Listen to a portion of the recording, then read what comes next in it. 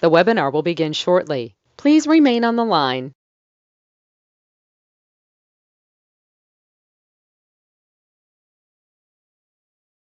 The broadcast is now starting. All attendees are in listen-only mode. Hello and welcome everyone to July's edition of Payroll Question Time. My name is Nick Day and I'm here to guide all of you through a number of different things that have happened since we've changed our government. Of course, we've got an expert panel that's going to be joining us to help us navigate the latest significant developments in the payroll sector. It appears the new Labour government has put employment law at the forefront of their manifesto. They've announced they're going to be reviewing enforcement under one umbrella to focus on ensuring employment rights are maintained. How's that going to impact us? Well, they're going to be talking about unfair dismissal, sick pay, parental leave, potential banning of zero-hour contracts, and reinvigorating the single enforcement body as well. Lots and lots to get into today. We also, I understand, just from a quick conversation I had a moment ago, there's been an update to childcare, so I'll come to Simon about that a little bit later on in the show. And we've just been talking about some tax avoidance schemes that maybe some of you may or may not want to be aware of, that if we get time, we'll jump into as well. Lots of conversation going on with our panel before we went live, so it should be an exciting conversation today. Of course, if any of you have any questions, any burning payroll challenges you want to overcome, do put those questions in the questions box. We will try to answer those in real time. We'll be asking our expert panel to hopefully help you overcome whatever obstacle it might be that's holding you back. No such thing as a bad question or a poor question or a silly question, so put anything in there that you like. In fact, I would encourage you all to challenge our panel. They are experts, but we like to put them on their toes a little bit where we can. So put everything you can in the questions box and we'll get through those in real time. In addition to that, of course, we are going to be having a couple of polls today. In fact, there's going to be two. That's your opportunity to get involved in the conversation. Again, we'll ask our expert panel to comment on those results. So please, when those polls come in, please do activate and get involved in those. We are, of course, recording the session and we will send you the slides post session as well. So you don't need to be scribbling notes. We will send everything you need so you can go back through anything that was really important to you in your payroll later on in the show. And last but by no means least, there will be a survey. Now, this survey is really, really important. The reason it's important is this is where you get the opportunity as an audience to tell us what you want us to talk about in a future episode of the show. So please do have a look at that survey. If there's a particular topic you want us to cover, bearing in mind we're going into holiday season, bearing in mind we've got a brand new government in play, there's loads and loads happening right now. This is a chance for you to say, hey, we'd really love you to feature this topic, so please do complete that survey for us as well. And of course, I'm going to read you all our legal disclaimer just to make sure everyone is aware that this presentation does not provide definitive answers to individual queries, and in some places takes views on matters which are uncertain.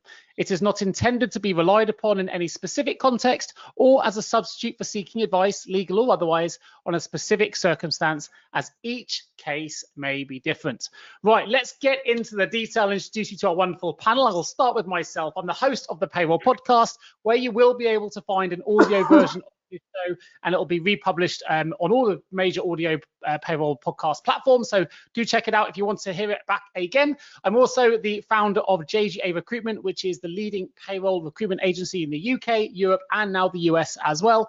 And this year, I was the fortunate recipient of the Payroll Org Payroll Global Vision Award, which I'm really excited about, so I thought I'd bring it in here. But anyway, that's enough about me. Let's go into our panel, which are award winners and very, very experienced payroll professionals, starting from my left to right. Simon, I wonder if you can introduce yourself. Yeah, hi, I'm Simon Parsons, Director of UK Compliance Strategies for SD Worx. I've been with the business since on and off since 1984, so a few years, just a few, and it's great to be here. I'm thinking, what fame have I got? I've got the JGA Award for Payroll Guru. When was that? The other year. From yourselves, when we all got together in London, and a number of awards from the CIPP, and what was the Payroll Alliance. So that's, I guess, Richard George's group these days, going back some years ago. So it's great to be with you. Lot going on. Fantastic. 1984, George Orwell sends his regards. Richard, could you introduce yourself, please, sir? Yeah, hi, Richard George, Director of Education at the Payroll Centre. Thankfully, not quite as long as Simon, but not far off. And you say 84, so yeah, you've got 2 years on me, but I'm obviously a hell of a lot younger. Reward 300, obviously we are the largest UK trainer, and have involvement with multiple different, I guess, regimes. Fantastic. And Matthew, CIPP. Hi, I'm Matthew. I'm Policy and Research Officer at the Chartered Institute of Payroll Professionals. At the moment, my award shelf is bare, so if anyone has any awards they want to send my way, I am all open to it. But I'm here. Most hair, Matthew. How's that one? Most, yeah. We'll keep going. Andy's on that. Yeah, he's catching up. Well. You get a haircut. But yeah, so my role at the CIPP is to keep the payroll profession abreast of any new changes in policy and legislation, which at the moment is a very busy time for us. So hopefully we'll have some good discussion today. Well, I think you should win the youngest PQT panel member award. I think that's very deserving. I'll happy to bestow that upon you, Matthew. Delighted to welcome back Andy Nichols, who's our resident pensions expert. So if you've got any pensions questions as well, please do put those in the questions box, and then we'll come to Andy for those if you have any that you really need answered today. So just a quick reminder, but Andy, if you could introduce yourself. Yeah, well, hi. Used to work for the pensions regulator, sort of semi-retired, but really now concentrating on helping payroll with automatic enrolment and pensions, supporting people like Richard, CIPP, and so on in that, and yourselves by being here. So yeah, put those questions in. We're delighted to have you back. And last but by no means least, Karen, I wonder if you could introduce yourself. Good afternoon, everybody. Well, 1984, I was finishing school. Sorry, Simon. So I'm one of the younger members, but I do have 30 years in the payroll HR environment. I used to say. I'm a chartered member of the Institute, and I'm privileged to be part of the Reward 300 group.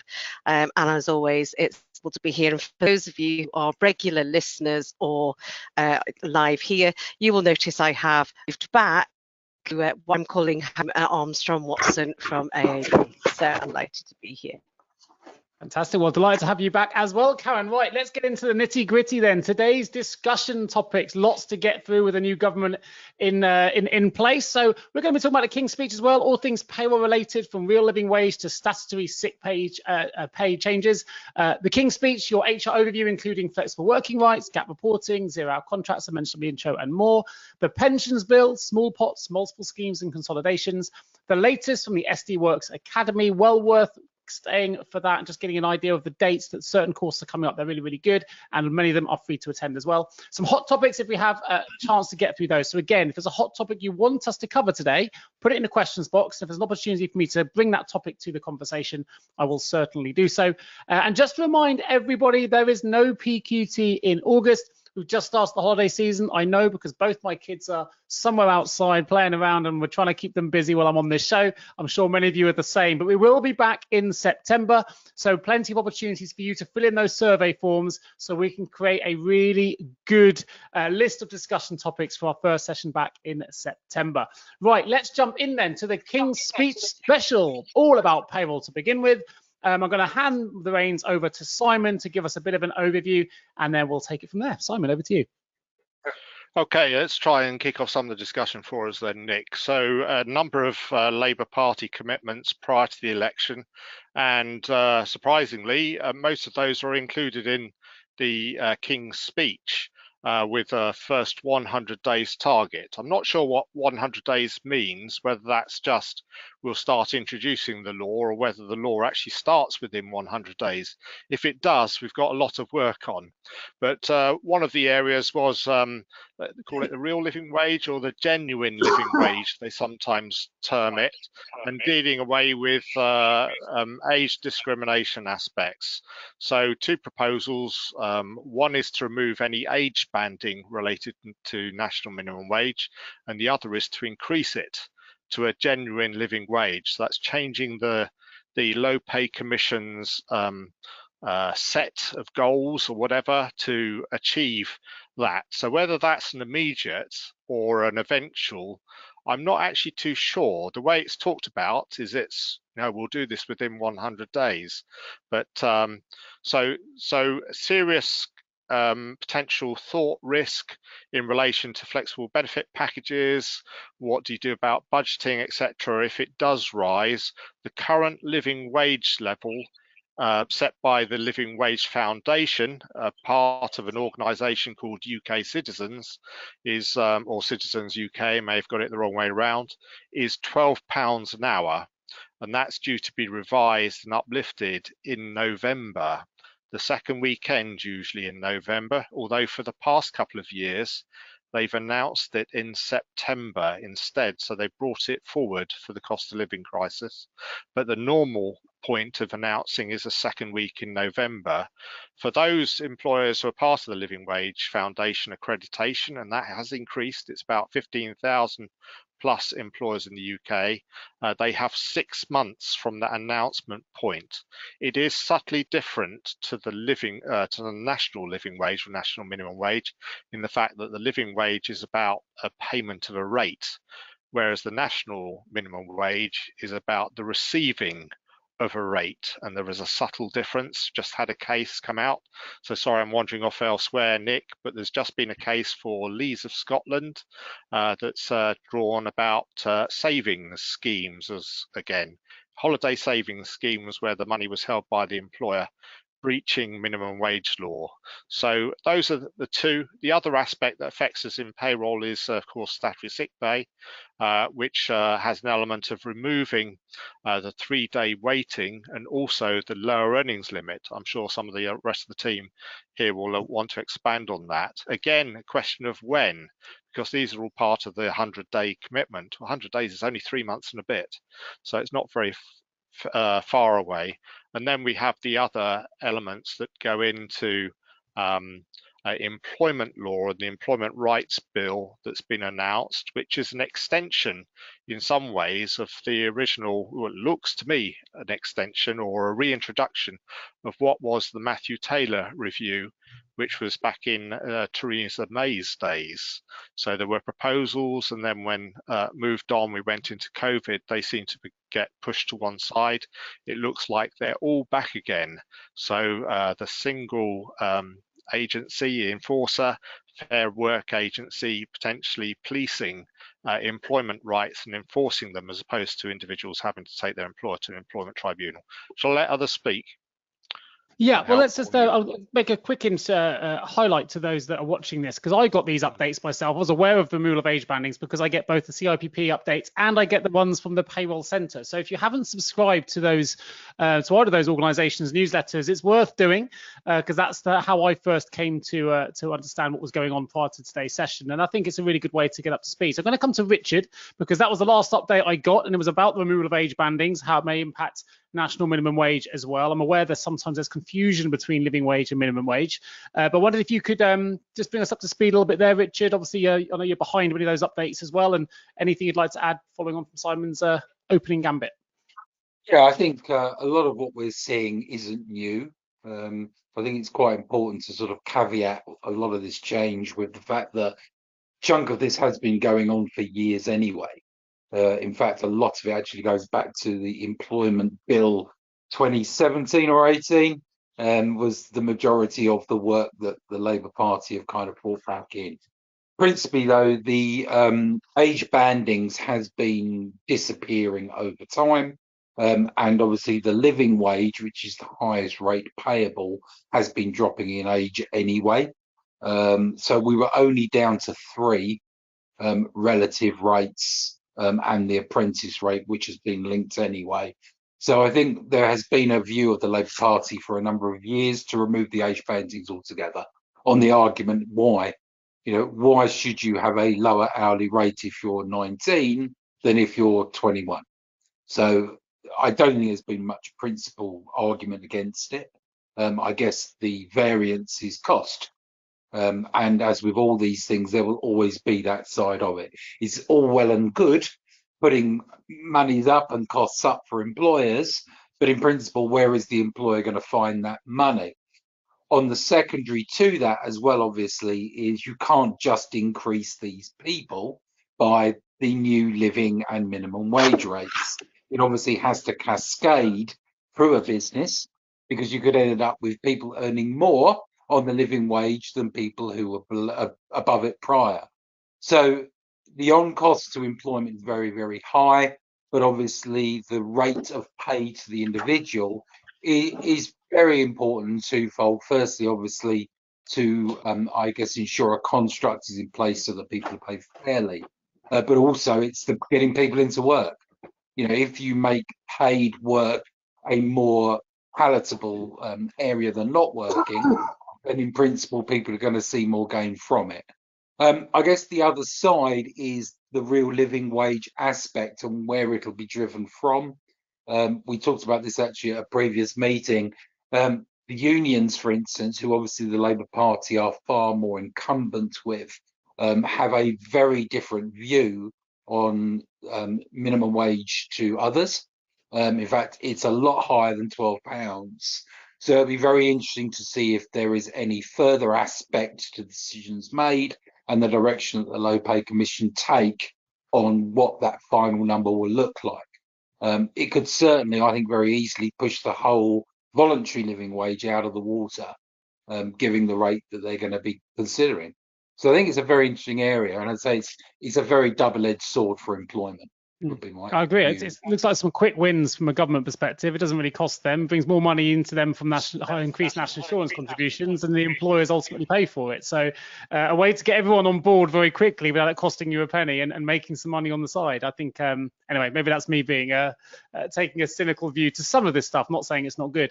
But what I'm interested in, Matthew, from your perspective, where do you envisage then most of your inquiries coming in here? Because obviously you're involved in policy, you handle a lot of the inquiries coming in from your members. From these announcements, what are the things that potentially concern you the most in terms of where it's going to cause a pinch point in terms of the work that you guys do, or maybe there aren't any, but I'd love to get your take from that perspective.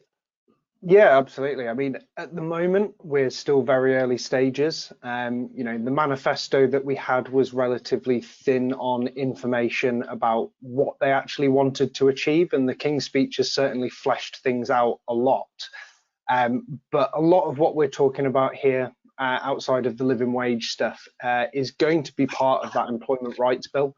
And at the moment, we just don't have that bill in front of us to be able to look at that finer detail. So really, at the moment, we're waiting on that extra detail. As Simon said, the intention was within the first 100 days.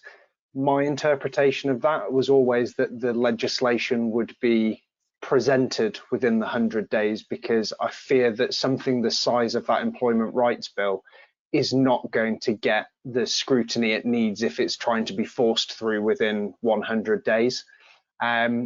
In terms of pinch points, I think Richard sort of highlighted a couple with the living wage. If it happens all at once, are we going to see sort of huge employment bills that employers have to deal with, particularly if they've got a large workforce of younger workers that will all be uplifted at the same time? So it's whether they introduce some sort of phasing into that plan. You know, we've just had the Low Pay Commission's long-term plan up to 2024, and they kind of got left with the remit of just maintaining what they'd achieved. This is going to be a big change to their remit, and as we were just saying, I think the key differentiator between the Living Wage Foundation's real living wage and the national living wage that we do have is trying to factor in everyday costs. So potentially we might see that voluntary organisation gets pushed out if that aim is achieved, but in essence that foundation's purpose was to achieve something, and maybe they achieve it, which is fantastic for them.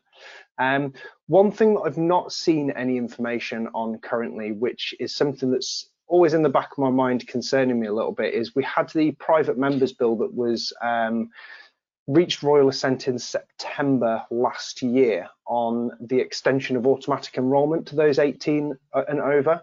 Now, I've heard no information on that currently, and I don't know whether we're jumping a bit to pensions at the moment, but if that was to come in at roughly the same time that the real living wage is extended, or the living wage brackets are extended to be 18 and over, that could pose a huge additional burden on employers. So it's about sort of lining those things up and making sure that you don't have a huge shock to the system all at once.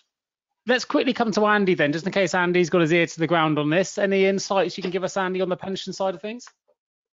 I agree entirely with Matthew on that. The DUP, TPR, Treasury and all that, well, they'll be looking at the impact of any of these things crossing over. And there's lots of other things going on, like the dashboard is also due for October 26th. you know, in terms of connecting schemes. So when will these things kick in? When will a 2017 review kick in? Change of government, change of ministers, everything's been held up.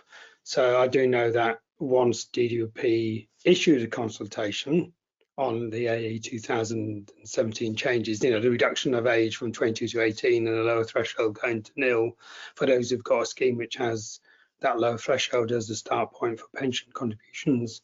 That consultation will tell us the how and the when, or at least it will give people to be able to feed in when the when and how bits of that change. And so employers logically will hopefully think, wow, if we know about living wage change as well, then we need to feed in the fact that we don't want everything happening all at once and causing employers to suffer. Mm. You know, Well, so we've deliberately, though. I've deliberately saved Karen for last because Karen is actually the one person on our panel who's going to be responsible for making these changes and actually processing the payroll for the people that she's got under her wing and the clients that she works with. We've got Matthew obviously in research and policy, and Richard and training, and Simon on systems and legislation. But you're at the coal face of this, Karen, right? You're going to be the person that's going to need to put out these fires. We know payroll people can do it. If it is all thrown at you at once, the payroll industry has shown that before. But what are the things in all this you're going to have to try and prioritize and make sure you're at the cutting edge of all these changes, right? To make sure your clients are able to have their payrolls run accurately. So for the people watching this, many of those are going to be in similar shoes. What advice would you give to them? What do they need to consider? Well, at the end of the day, I'm sort of with the panel. I don't see how they can possibly bring this in 100 days. If they even try, that would show that they've not been in government for 14 years. The other thing is, of course, at the moment, I've been watching the media and all that, where at the moment they don't seem to be answering any questions to give us that devil in the detail, which is what we really need. Is, you know, a lot of this, as Richard pointed out, has been mooted for quite some time. Matthew mentioned the private members bills, you know, things like, I mean, there's a few employment law cases which will come to it in the other ones, and also the statutory sick pay review that was already ongoing, where it was, you know, to remove things like waiting days. The chatter in the smaller business world, where our clients sit, is, you know, very much, well, that might drive the wrong behaviour, which I think is what came out in that review that was done on sick pay.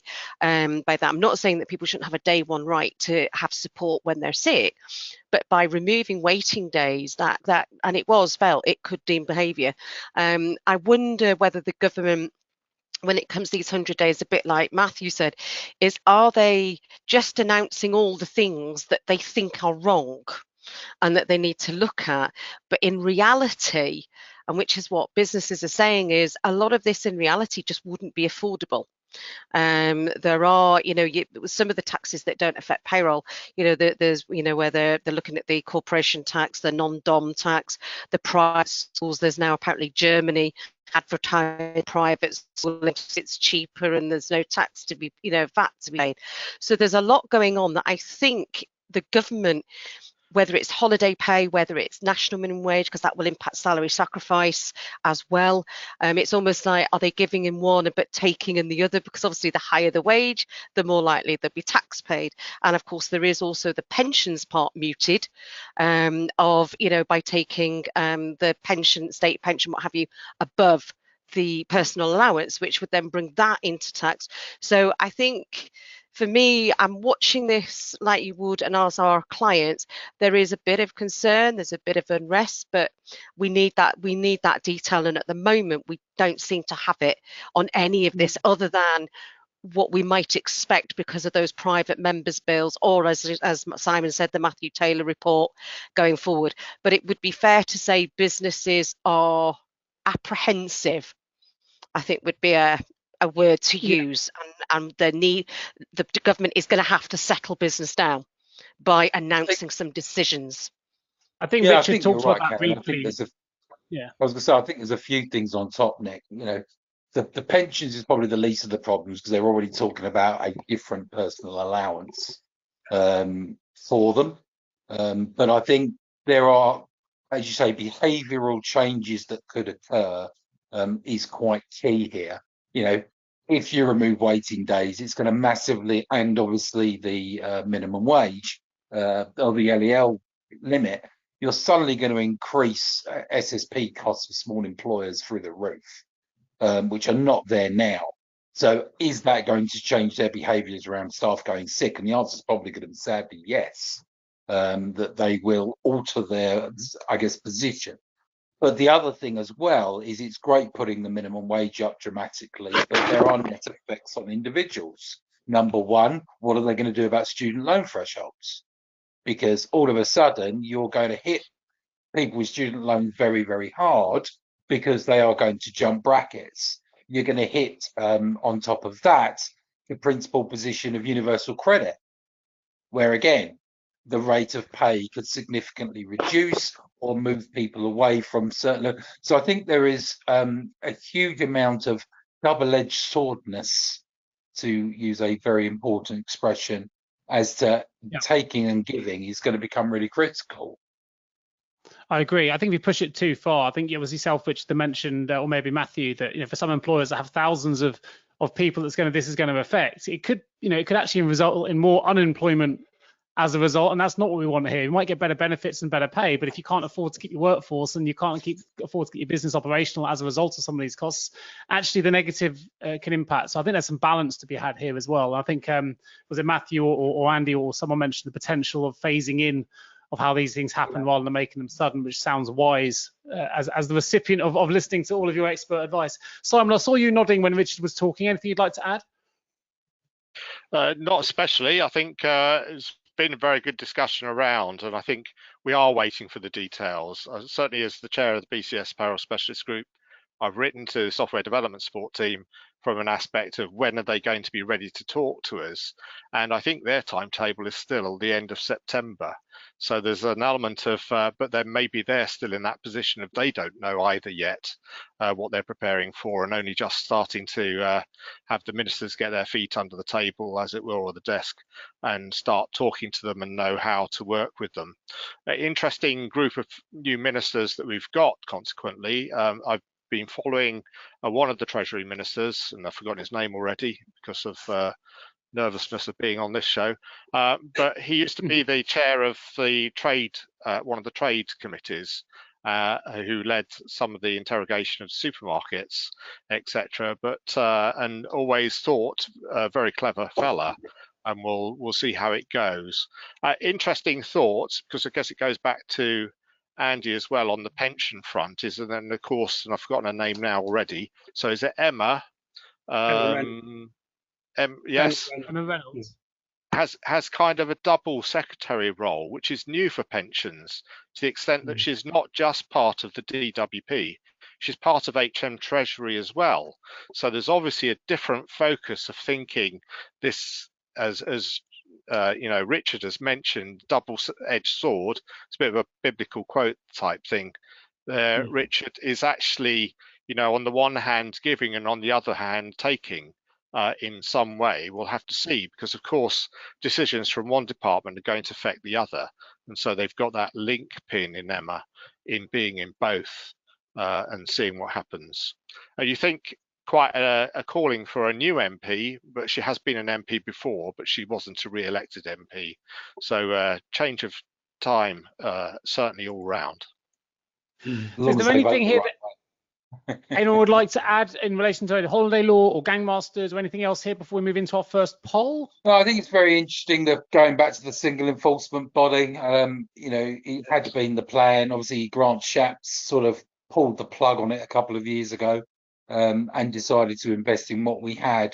But I think, it's a positive thing for employment protection. But it's just how long it would take and what form it would have is probably quite a challenge.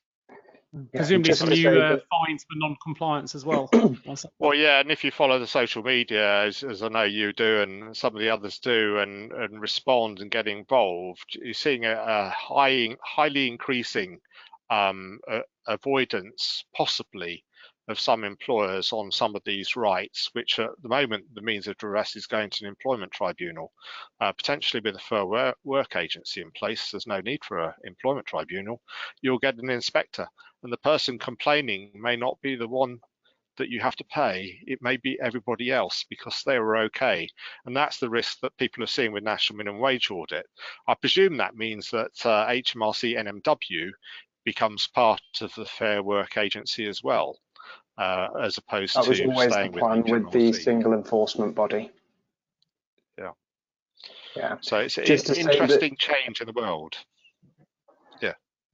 yeah, just to add that we are furiously refreshing the bills page on the Parliament website, and currently there's only 10 bills on there from the 40 that were proposed as part of the King's Speech, and the Employment Rights Bill is not one of them. So as soon as we have that, we'll have a lot more information. Well, to be fair, I think that was probably to be expected because it looks to be one of the larger bills that will go through, even in general, but definitely the largest one that payroll professionals and HR professionals need to be aware of.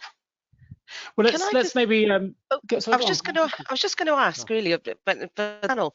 Presumably, these bills won't actually be able to do anything until Parliament returns, because of course the opposition have right to challenge, and this is the other thing that I think we just need to be mindful of, is it's all well and good we have the devil with these bills, but of course, as we've seen over the past few years, opposition, when they change and it goes to Lords and it goes here, it goes there, sometimes they just don't get it through. So I think that will be interesting to see as well. The ones I think that were already in the world will probably go, but yeah. I've got a bit of a delay on you. The assent will always be very difficult. I guess if there is a positive, and it's no disrespect to Labour, 70% of this was in the Conservative view anyway. So they're not going to argue with something they already wanted.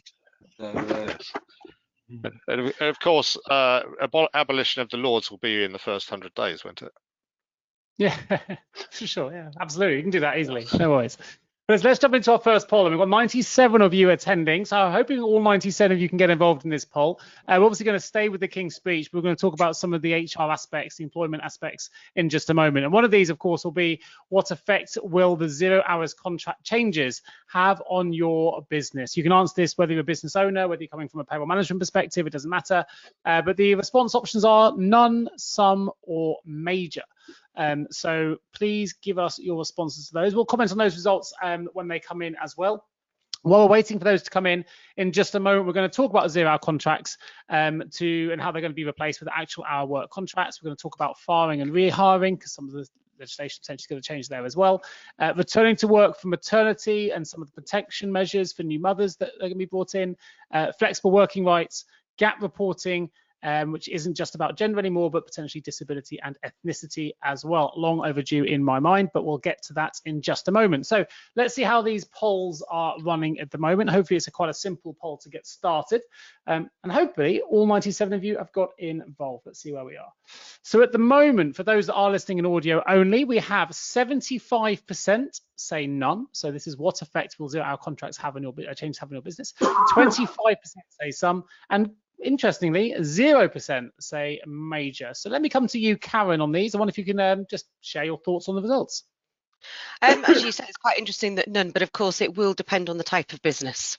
It's not going to be all businesses that are going to be impacted by this. Talking to some of the businesses, and obviously I won't name names, but in the, not so much the retail, but in the food takeaway sector in particular, again, it's going to be a case of already we've seen a slight shift, I think, with the government where they said an absolute ban to clearly we've got to discuss this with business. So what will it really mean? Be interesting, because it does concern speaking to those businesses. If they can't offer 0 hours, which let's just remember that 0 hours can actually be extremely beneficial for those who enjoy having 0 hours, students and the likes in particular, will that mean that they will have to give everybody a contract and just put a minimum amount in and then do what they do anyway? Or will it in fact mean that they just have to lay off people and just give, and look for sort of the hours that they know they need as a rule and look at overtime? So I think it'd be interesting, but as saying with the results itself, I think if you asked a group of people who were in the sector that has a lot of them, then we might have different results. Sure. Yeah, well, that makes sense. That makes sense. But let's jump into then the King's Speech special, and let's dive into some of those HR potential changes as well. Richard, I know you have been heavily involved in the legislative side and your training and being upskilled. I wonder if you could guide us through some of these changes and kick us off. Love to. So 0-hour contracts, obviously not removing 0-hour contracts, but I guess a review of what a 0-hour contract is the key. So in principle, what they want to do is move away from a 0-hour contract where there are plausible or regular hours worked to an actual hours worked contract. So that's the principle behind it, hence Karen's view. It will be very sector specific as to how that one hits. Will it see a big change in other areas? I think, it could push people towards annualized contracts, which obviously can be a lot safer bet for some, where you're just guaranteeing X hours per year, but not when those hours are worked, is probably going to be quite interesting. The firing, and again now, not being a conservative centric, but again, we're now going to move back into what was already considered. So the firing rehiring again was part of that bill 2017, principally altering the rules on so many cases that we've seen in the past. So you could name, and you can because they're all public knowledge. Obviously, P&O was the biggest, latest sort of incorrect method of managing a fleet. But it's happened previously. I think the BBC, British Gas, there's been numerous cases where this changing of the guard in respect of how contracts are accepted has become almost the norm. You may also remember when Asda were purchased, and again, it's been a regular occurrence as a model to alter contract without the employer's opinion. So it's giving more, I guess, stringent policing and control over that. The return to work from maternity, this has again been one that's been dragging on since time began. But what we're looking at now is, I guess, expanding that one as well. So looking at not only mothers, but the parental support. So whether it be a partner returning from shared, and that's 6 months protection once returned from. So for a lady, you could be talking basically 18 months alternatively of protection from the start of their maternity period. We've already seen a tranche of flexible working alterations. The Labour sort of addition to this is obviously the day one right or the day one commencement, which to me seems a bit of a weird one because you'd think you'd have had that conversation probably during some kind of interview. So agreeing to a 30-hour job and then on the first day you join asking for it to become flexible does seem a tad bizarre, to say the least, but obviously it is being put there in that respect.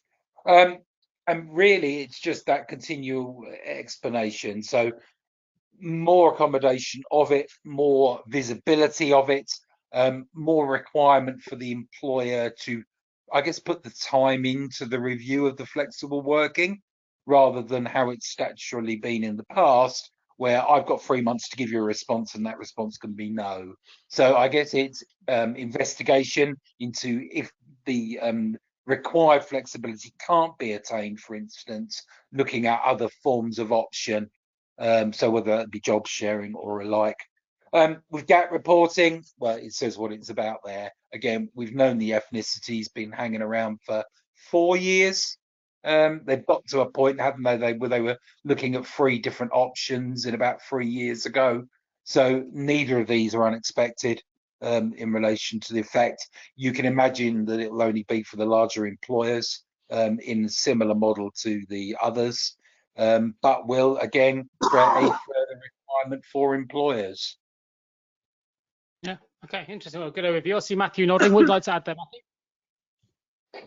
Matthew? Yeah, just to go through, backing up similar things. The 0-hour contracts is a weird one. I think Karen touched on it. Their focus is now on exploitative 0 hours contracts, which again, we're going to keep saying this, we don't have the details of the bill yet, so we can't be sure what they actually plan to do. But I foresee quite a lengthy sort of consultation process with that to try and actually decipher what constitutes as exploitative or not, and what should be allowed, what can't be allowed, whether you feel they've been swayed by businesses or whether they sort of see that there is a genuine need for 0-hour contracts in some situations. That's up for discussion.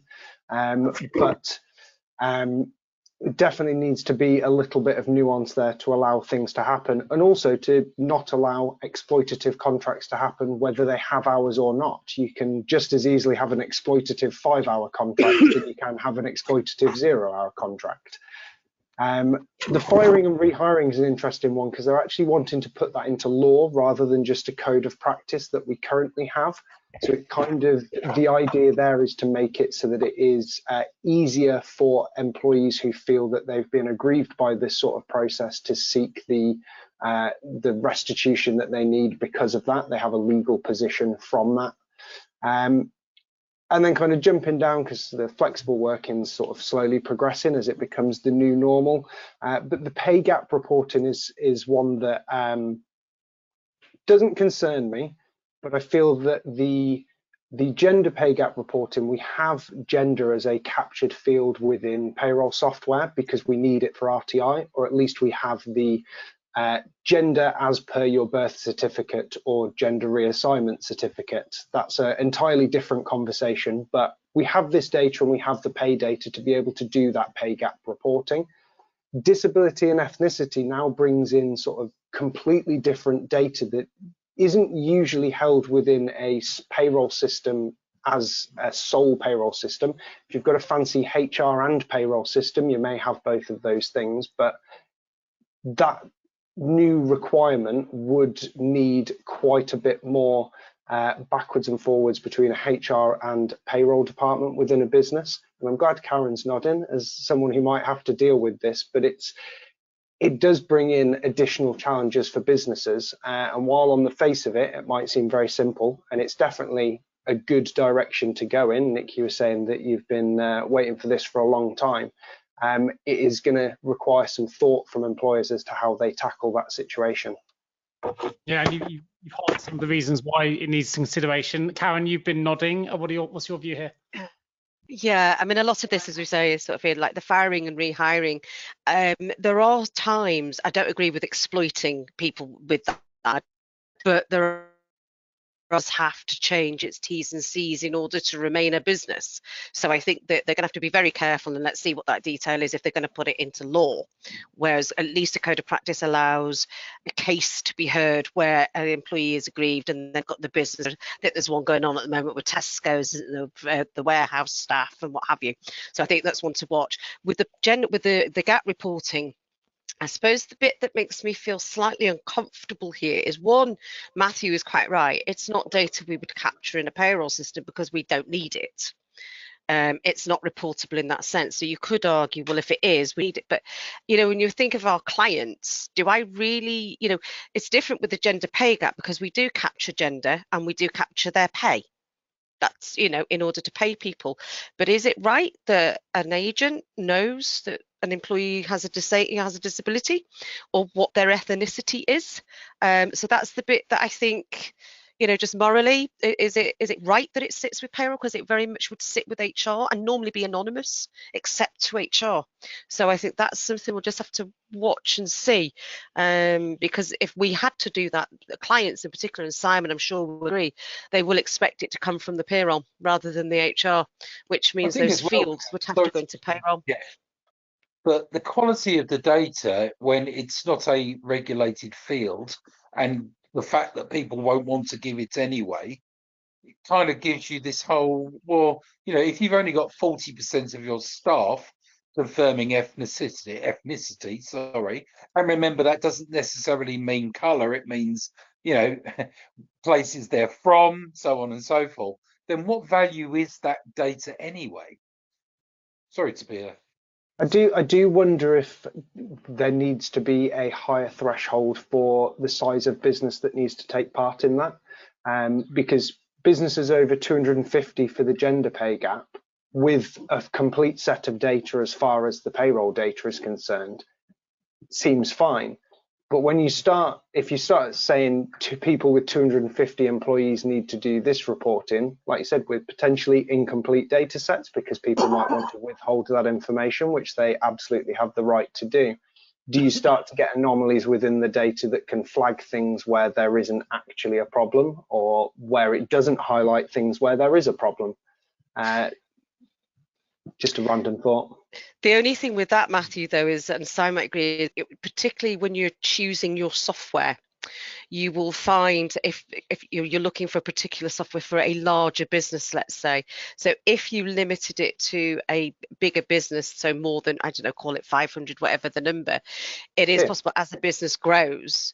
I'm just sort of thinking, would you be then left with, oh, I need to purchase new software in order to get that? So I think it's, if it needs to be reported, I think from payroll, then I would hope that it becomes mandatory and all payroll software has to have it in, so that we're not left, or when businesses aren't left with this, oh dear, I've gone to 251 and my software doesn't cope with 251, it only goes up to 250 type thing.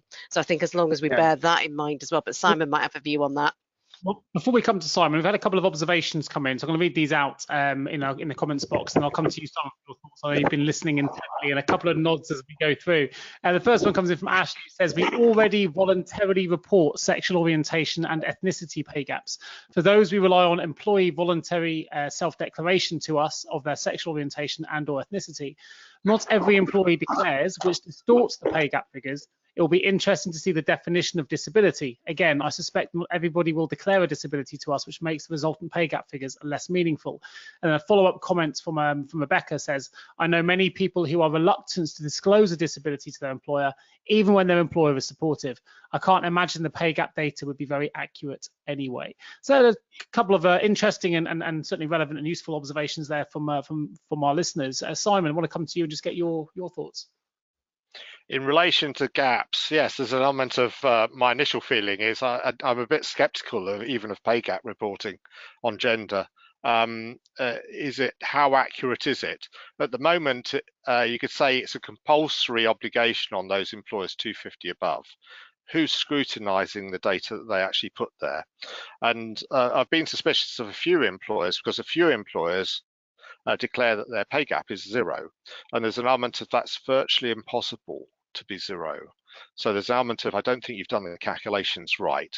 You could be close or have reasons, but it won't be 0. That's virtually an impossibility to have. And I think that's the challenge here. I think we talked specifics. Payroll won't know the chosen gender. It knows the HMRC reportable gender. And for gender pay gap, that could be something else. It isn't what you are legally recognised as, it's what you want to be recognised as, and they can be two different things. So the payroll data in relation to gender and the HR data related to gender and the gender pay gap reporting are two different things potentially. Hopefully they coincide. Maybe I shouldn't say hopefully, they might coincide, but they don't have to coincide. There's no legal requirement for them to. And so you just have to be very careful. This is where the SD Worx approach is, that we give the ability for ONS essential data to be extracted. The analysis further down is not really a payroll activity. So I'm sort of sympathizing or empathizing with Karen to say, how does payroll know? And I don't think it does, but it can provide the base financial data relating to an individual for someone else to then do the analysis based on associated data that they need to link to that payroll don't know about and don't need to know about. And I think that's a general reality of pay gap reporting anyway, is that the data then needs to be analysed. But I think there are some problems the government are seeing, and why they're promoting this is the current gender pay gap is falling into a bit of disrespect. Well, that's probably not fair to say disrepute. I think it's falling into an element of laziness, of people are not really doing it properly. And again, some of the questions on social media is sometimes I think they're choosing where the pay reference periods fall. I'm sorry, pay reference period is set by law. It's the snapshot date is the date, so they're choosing around it. So they're probably quite close. And there's other elements of thinking that most leadership boards actually make no commentary about what they're going to do about their gender pay gap. So there's quite a sizable proportion that actually have no plan in place, and that must be a concern to government and policymakers to thinking, even if you would recognise the issues and challenges and say you don't know what to do about it, would be better than being totally silent on it or having no plan. Going back to 0 hours contracts a little bit, Nick, the statistical information from the ONS is that the average 0 hours contractor works every week 25 hours. And that must be the basis of where the government are probably saying is some of these people, yeah, they are generally, I'm available on Friday if you need me, and there's a do going on, I don't know, a concert or something, I'll come and help. And I'm a student, and that fits in with my student plans, and it's the summer now. There's that sort of aspect. And there are other people who I guess are dependents, got maybe rents or mortgages to pay, families, children, where actually they will only be offered a 0 hours contract, but actually probably have no holiday leave because they're told they're not entitled to it. And is it, they say a third, is it, or is it more, don't understand their entitlements under 0 hours contracts and are convinced, because that's what they've been told, they have no entitlement, yet forced to work 25 hours every week with no break. And yeah, we could say that doesn't really happen. Well, actually it does. And certainly is Vince Cable's sat in front of the post office case at the moment, isn't he, in the House of Lords, when he was the DBT or the Bays or whatever they called themselves at the time department minister, brought in to avoid 0 hours contractors being forced to work, because that used to be the position, is I need you here at 6 o'clock, and if you don't, you're sacked. To say that you've now got the freedom to accept or deny any hours as the employer is to do otherwise. Interesting times. We'll have to see. Maybe we ought to have a gap reporting on the different types of contract status, because I think one of the aspects of the King's speech under HR was to bring in a single status, if I remember rightly. So they're getting, at the moment we've got workers and employees. Yeah, so there'll be the sort of new single worker status where the rights would be aligned across the lot to various things. So you wouldn't get that worker versus employee distinction so much. Interesting time. Will they align that with tax, Simon?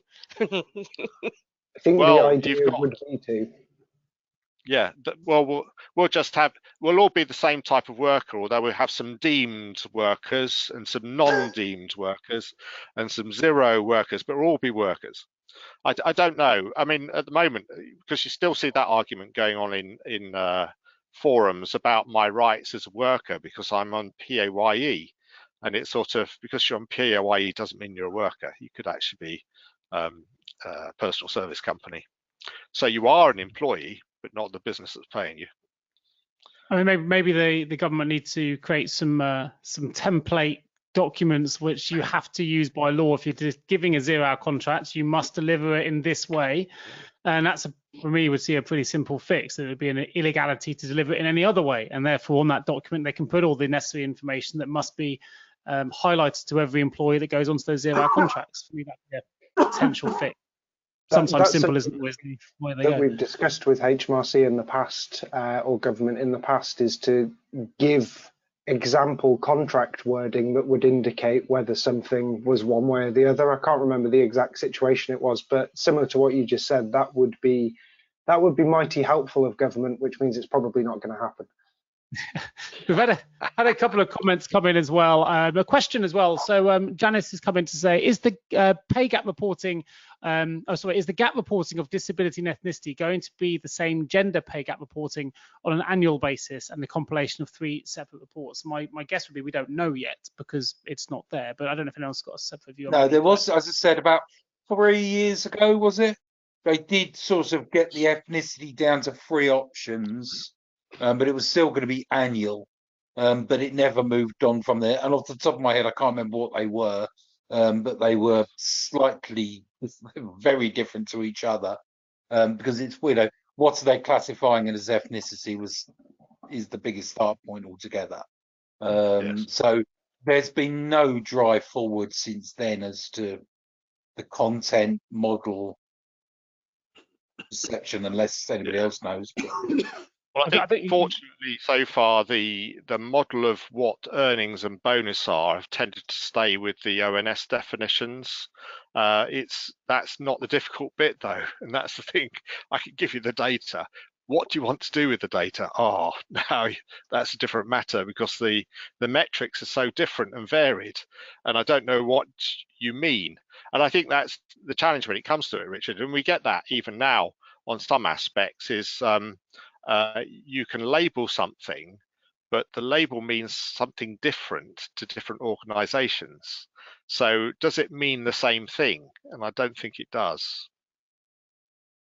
I think you all raised some interesting points. From a payroll perspective, I would agree. This looks like it sits more with HR anyway than payroll when you're talking about, I'm talking about the gap reporting piece. I'm really for this because for me it moves the needle, but I see it from a slightly different lens. I'm looking through the lens of a recruitment firm that sees candidates en masse across multiple sectors, multiple roles.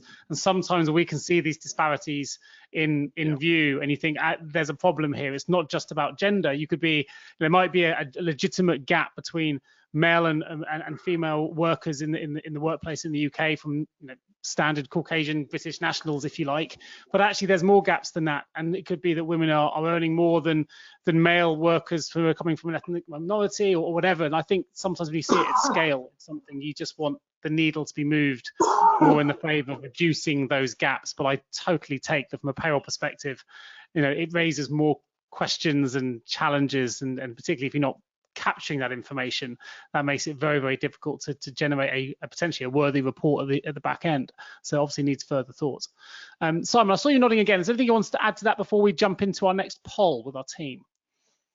Well, I think there's a general data concern. I think we've talked about it before with worked hours. What does that mean? Reasons for not reporting. There's an element of, I think they're all good to know. I don't think we need a defined description. We can have that open to interpretation. The problem is further down the line when you've then got an agency that over-analyze what you're meaning and hold you to account to something on their understanding. Based on something that's completely meant something different. And we've seen that, you've probably heard me bang on about it before. We've got large business unit making interrogation of RTI FPS file data for things that have no interest to HMRC, but seem to be analysing it down. And you think sometimes a little data can become dangerous in the wrong hands.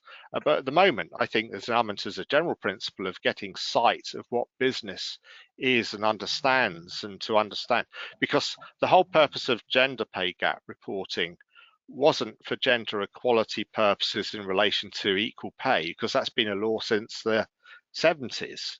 It was to identify what actually happens to people.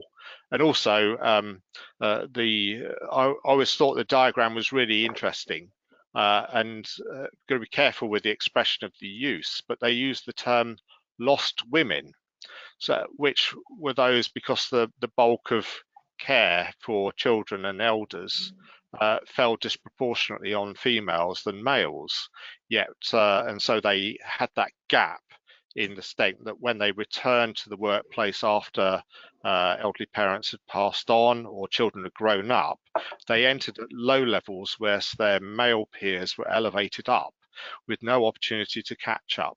I think we'll probably see similar cultural things happening as well. And I think you're probably right, Nick, because there's an element of, does ethnicity start to play into people ending up having to take roles in lower paid industries or healthcare or certain types as opposed to others, because there is an intrinsic bias within society. Yeah, well, I think you raised good points. That's exactly the way that I'm viewing it. I think that there probably would be my answer to that. I mean, thinking if we take it back to shared parental leave, just going back to what you were talking about there, Simon, great in theory, great in concept, but actually my understanding, unless it's shifted, and you've got a panel here that can correct me if I'm wrong, but I think the uptake for shared is pretty minimal, right? We haven't seen a huge cultural shift there. I certainly know with my 2 children, it wouldn't have. I don't think anything would have shifted from my perspective in my personal household, and I don't know if the data seems to be suggesting the same for most. I don't know. See you nodding there, Karen, but I mean it's great in concept, but actually in reality, it doesn't always have the desired effect. Very, very low take up. Very, very low. Yes. Yeah.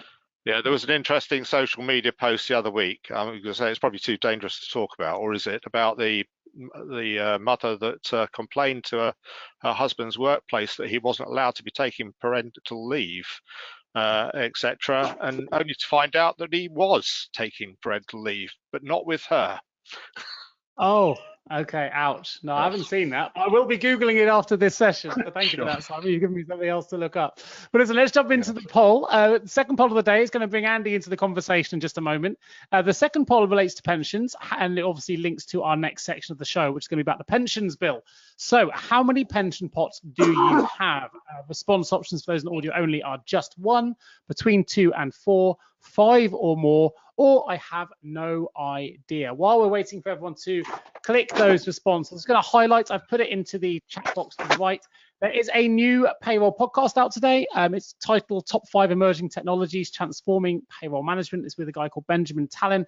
I had a really fun conversation with him. He's a bit of an AI expert. He's an expert in software transformation and business. I think it's a really interesting show. So if you haven't subscribed to it or listened to it, please do check that out. It's on Apple Podcasts or any of your favorite shows. And I also highlighted one that was released just a week ago because it's had really good feedback, and it's talking about the link between payroll and global mobility. We've talked on this show in the past about how we see these roles coming closer and closer together. I talked to David McAllister, who talks about the secret to effective global payroll management, which is very much talking about global mobility, the future of payroll, and how we see these industries converging. So if you're interested in those subjects, please do check it out. You can get it on any of your favorite podcast channels. If you prefer video, it's on YouTube. You can see the live interviews with me chatting to these guests in real time. So please do check it out, review, let me know your thoughts. And yeah, hopefully you enjoy those. Hopefully that's given us enough time to get some results to this poll as well. So let's have a look at these results. How many pension pots do you have? Mixed bag here. So just 1 is 22%, between 2 and 4 are 66%, 5 or more 12%, and I have no idea 0%. Now I would in theory come to Andy for these results, but I'm not going to that because he's going to be I'm going to work him to the bone in just a minute as we talk through the pensions bill. So let me come to you, Karen. Let me know your thoughts on these results. Well, I'm pleased. Most of the listeners will hopefully be payroll or HR or pensions, so it'd be good to know. So between 2 and 4. Again, it'll be generational, or if they're like me, I decided I was sick and tired of tiny little pots and put them all into one myself. I think the one thing I would say here is, and I know that Andy's going to be talking about the pots and the things that are going to be coming, is just to sort of, I think the government need to make this process easier, because it was quite difficult when you're trying to transfer pensions from one pot to another. But yeah, I'm not totally surprised, and I'm so pleased nobody has no idea, given our industry.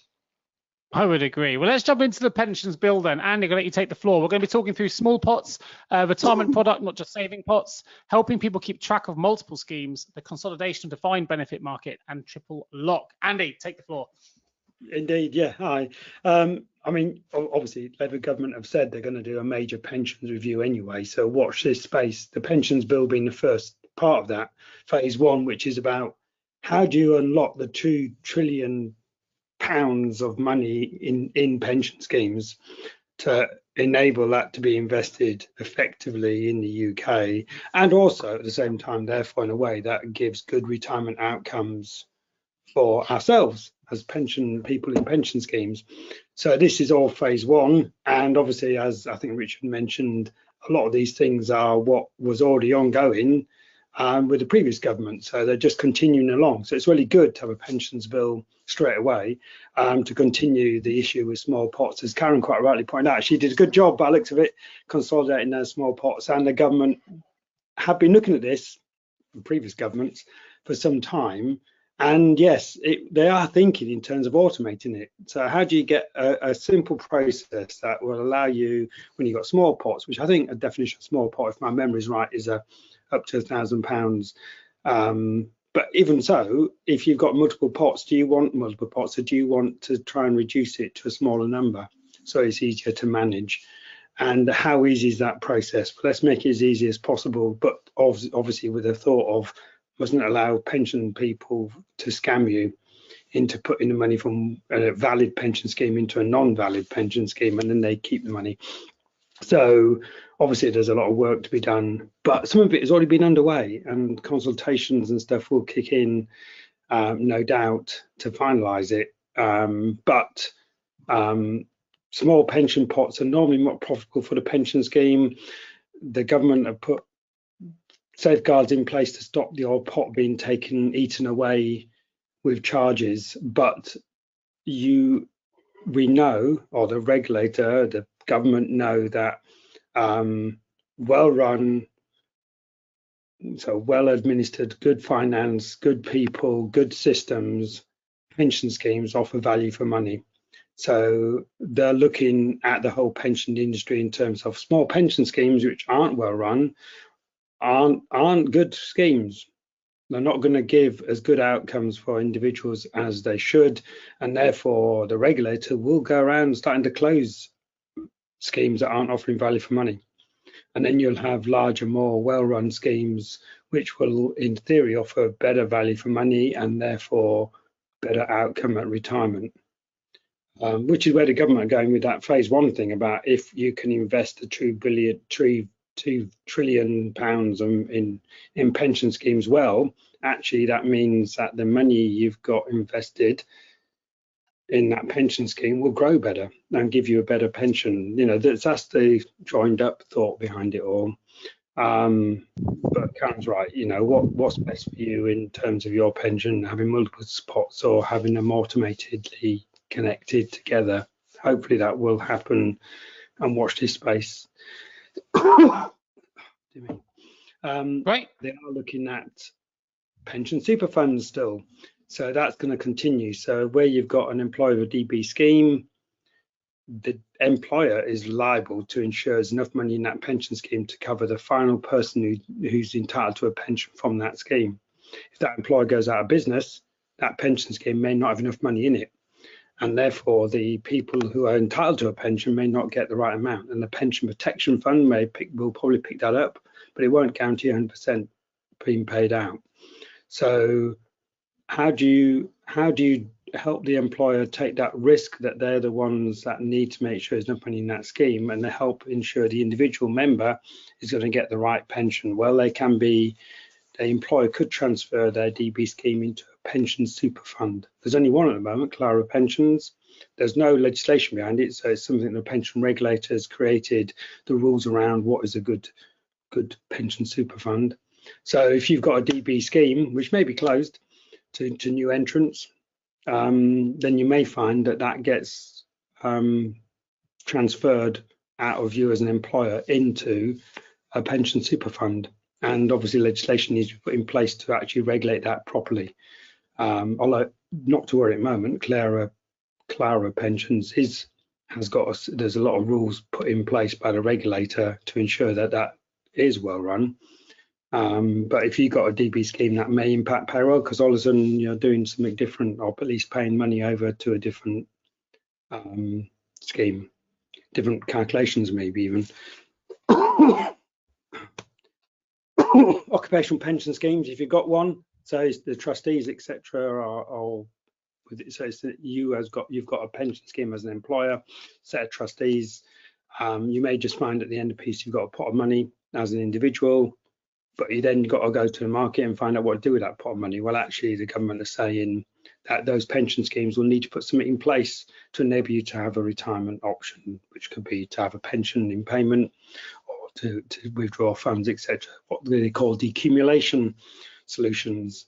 The thing which we've already mentioned, which is worth talking about, is the pot for life. The government, previous government, mentioned a pot for life. So you as an employee have a pension scheme to start with, and that pension scheme follows you from one employer to the next. That was muted. A lot of work needs to be done on that. Not mentioned in the pensions, but at least I didn't see that. So watch the space to see what happens with that.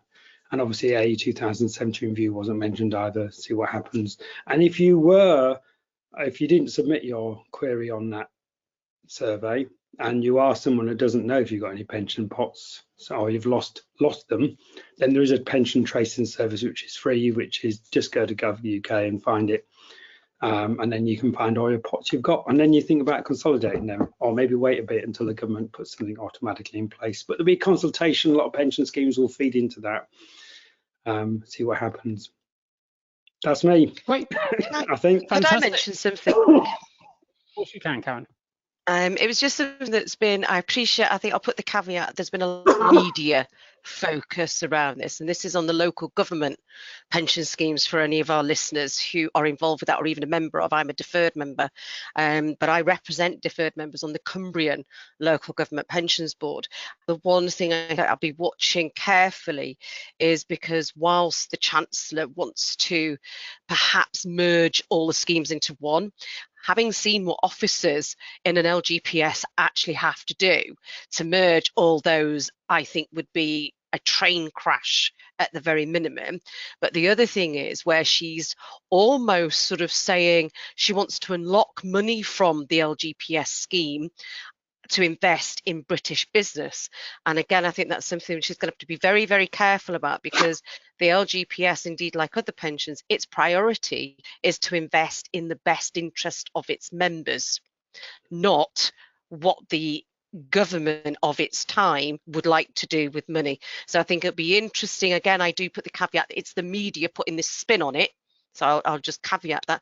But again, it's something for those who are involved in the LGPS, whether as officers listening to this call or perhaps your employer has an LGPS scheme, so that's local government pension scheme, to just watch this space. That is being muted as all part of how the government might take money from pensions to do something else with. But I think we just need to bear that in mind. The government can't actually just do that because the scheme has to protect the members. Right. That No, follows well, sort of an encouragement that's been going on for a few years with Guy Opperman, is it? And the proposals of government to try and get pensions to invest more in the UK. I'm wondering, I'm not seeing much in the bills so far in aiming at employer responsibilities and good value. And I'm thinking, except I guess it's going down the route, Andy, thinking that they're saying a number of pension schemes have set themselves up as big pots of money, and they don't actually offer any pension payment mechanism at all. So what are they? I guess is probably the question there. I guess you can do a drawdown from them, but there is no actual pension payment vehicle from some of those offerings. And I guess a lot of employer choice over recent years has probably been one of cost. So as opposed to member outcome potentially. So would there be a focus that under pension AE there becomes more of a responsibility on an employer to plan better outcomes for their employees as opposed to just saving costs as little as possible for whatever they can get away with? Yeah, I mean, certainly the government have said in their pensions bill they want those schemes that don't have a solution to put a solution in place so that their members can get a pension of some form. There's some way of getting that money in a proper way out of the scheme, rather than just taking a pot of money and trying to buy an annuity in the marketplace. Open market. Yeah, which, well, they should provide that. And the LGPS, I agree. There's 87 different local authority, LPS, LGA will be involved in all that. Government do want the money invested because but they have said productive investment, as in it's got to be a good investment, hasn't it? It's got to be worth, and pension schemes are right. You're right. Pension schemes have to look after their members and get good outcomes. It's an interesting aspect, I think, with the LGPA, Karen, or the LGP, is the fact that the rule set or the handbook is the same for all of them, but they all subtly slightly different because the interpretation of the rules has been undertaken by 76 different groups. Is that fair to say? It is, and don't forget there is pooling. already. So there are a number of funds that have merged in what they're calling the pooling.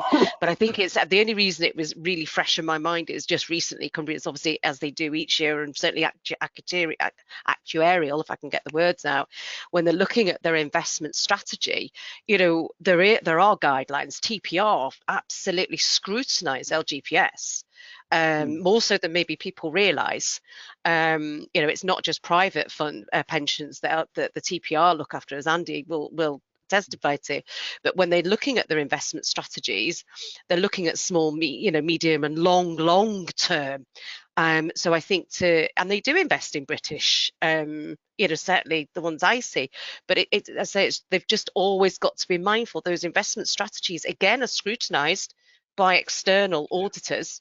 You know, so I think it's just, I say it could just be the media spin, but I think it's just for people just to be aware that, you know, the government couldn't do that because the funds have an obligation to their members, so they are protected to a degree. And I say to combine, it took years for pooling to happen, whereas a number of schemes got together. So it would take a long time to merge all those schemes. One advantage, though, if I may say, of doing that is maybe we'd have one specification to upload. That would be great. That would be a positive outcome of that. Well, I want to change the conversation slightly, only because we're recording this on the 25th of July, and it's not in our slides because it's, you know, we're trying to cover real-time issues. But we obviously on Friday the 19th, there was a major IT crisis that hit organisations worldwide when a bug and an update by CrowdStrike, which had a serious impact on the Microsoft Windows systems, locking machines, putting them into those endless cycles. You know, the blue screen of death, people couldn't access it. It's estimated that 8.5 million devices were affected worldwide. We had flights delayed and banking systems went down and all sorts. I'm assuming there must also, I don't know if anyone on our panel has experienced this, maybe Matthew got calls, maybe your clients did, Karen, but I'm sure there must be payroll teams that were impacted that probably now face a backlog of processes and workloads they've got to deal with, got to make sure your people get paid, because if they're not paid, they're going to leave or get upset and all those different things. So I wanted just to bring this to the fore because I think it's relevant for this week. I think it's a reminder that everyone needs a solid recovery strategy in place, and perhaps this is something we need to delve into more detail on a future episode of PQT. But in particular, while it's live and while it's still hot and people are still frantically probably trying to catch up with the backlogs, and I can see Karen laughing, maybe laughing is, you know, in the way that you are. I just want to find out from the panel whether you were impacted by what happened, and, you know, what kind of plans businesses have had in place or should have in place to mitigate. Karen, I'm going to come to you because it sounds like you have some experience of this. Well, given we have a BACS audit coming up in September, I had the privilege of putting our DR into place, so our disaster recovery plan. Thankfully, we had one client that we had to run the BACS for, but the HSM, which is the electronic way and the modern way of submitting BACS, went down. So we had to revert to the old card reader. In fact, I think I was chatting to Simon, and when I had to for this preparation of this, because I had to go because we had to put the DR into place and check that the card reader worked. So we had to go back to something we did years ago, but it wasn't our DR. So we were impacted. Clients we know were impacted in different ways with their own systems. You know, we had clients, you know, people who couldn't attend meetings because of the trains. So it did have a major impact. The fact that it was CrowdStrike, I think, concerns many. Given they're there to protect, which also leads me to, was it really? But maybe that's just the conspiracy theorist in me that wonders that. But yes, we were, but I'm very pleased to say, as Simon knows, I was very relieved that it worked.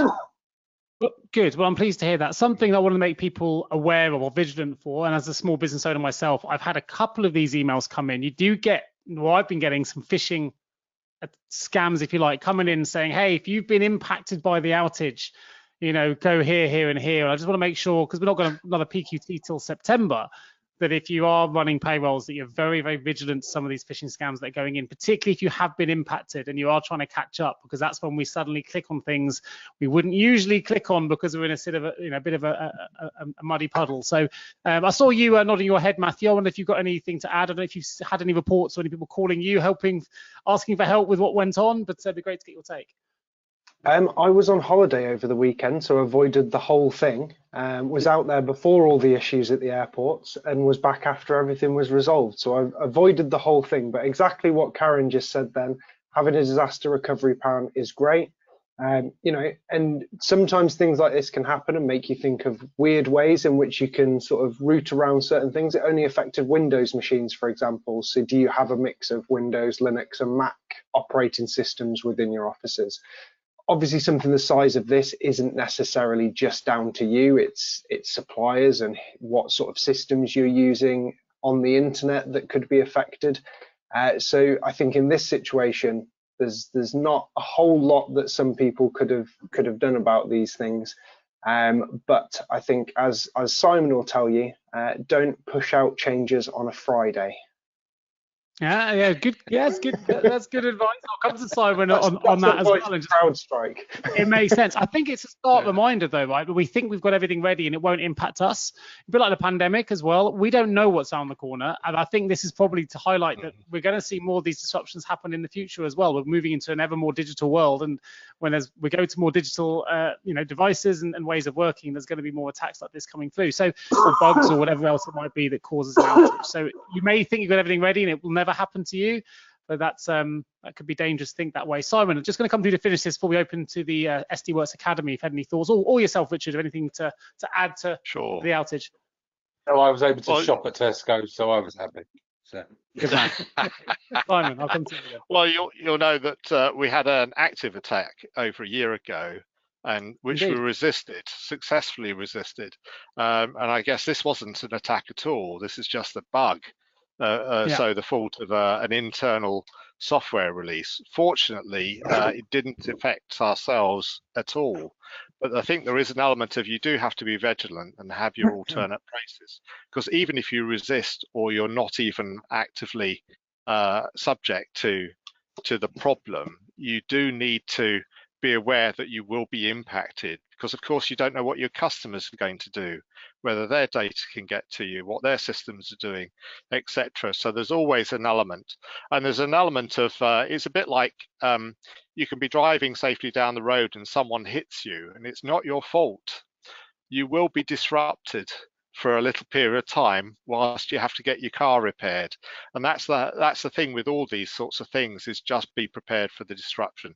Fortunately, I've got to say this time around we weren't overly impacted. Some of our clients may have been at SD Worx, we weren't, and and it's good to have things in place, but when it does impact you, it does take an element of recovery.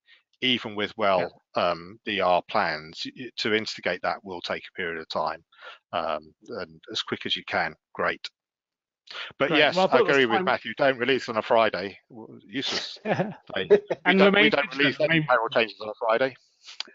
Well, let's jump into our SD Worx Academy then before we close the show. Some really essential summer courses and beyond that you may or may not want to be involved in. 14th of August, we've got the UK Payroll Part 2, Starters, Leavers, Student Loans, Statutory Payments. 23rd of August, How Clean Is My Payroll? 6th of September, Holiday Pay. 20th of September, The Real Living Wage. 11th of October, My HMRC Account Is Out of Balance.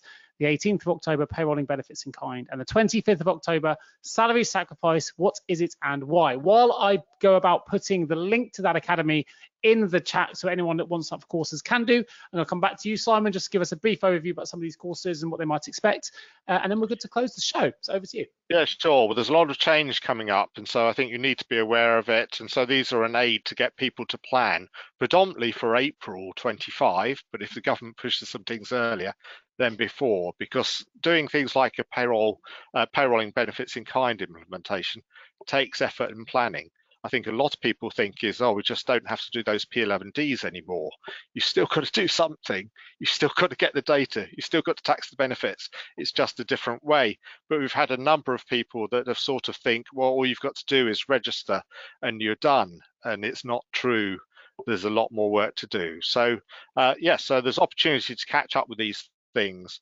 The real living wage will be due soon after. So if people are really wanting to accredit themselves and move on, this will teach you the process of getting ready. And so they're geared around a timetable for the future. And if you're not busy in August, we've already got takers on the 2 courses there for payroll training. Feel free to join. Excellent trainer. They're all in the next 100 days, Simon. Well, Or within the next 100 days. Yeah, and we'll even deliver them in the next 100 days as well, Richard. I've got to be on new course the next 100 days of payroll. You know, learn what you need to do here. I'm thinking My of doing second one. You have to look out for autobiography. that. Yes, yeah, we'll do a freebie, and we'll start our preparing for 2025 series soon. Although that might be preparing for the 100 days after the 4th of July series. Well, I'm very much, from my side, looking forward to hopefully catching and connecting up with all of you in person, because just after we come back for our next PQT in September, which is going to be on the 26th for those of you, so do put it in your diaries now, sign up. Even if you can't make the session, you'll still get a copy of the show and the slides, so register for that as early as you can. And then hopefully I'll see many of both the listeners and the panel at the CIPP annual conference and show and awards up at Celtic Manor in October, which is 2nd and the 3rd of October, which is usually all of you in attendance. I will certainly be there, and I look forward to catching up with you all in person, having a drink or two. So do come and say hi. If you're someone who's a regular attendee to this show, come and say hi to us all. We'd love to catch up in person. You can tell us about the things we can do better or new topics to discuss or anything like that. It just leaves us to wish you all a wonderful summer holiday. If you've got kids, go and have a great holiday, have a great time, have a great break. If you haven't, hopefully it's a nice summer month for you all to enjoy some rays of sunshine. We don't get many at the moment, but today it's been pouring it down in Devon, so I'm hoping that's about to improve. But I'm very much looking forward to seeing you all again on the 26th of September. So thank you, Simon Parsons, thank you, Richard George, thank you, Matthew O'Crig, thank you, Karen Thompson, and thank you, Andy Nichols. I've been Nick Day, and we'll look forward to bringing the next payroll question time on the 26th of September. Thanks, everybody. Thank you very much.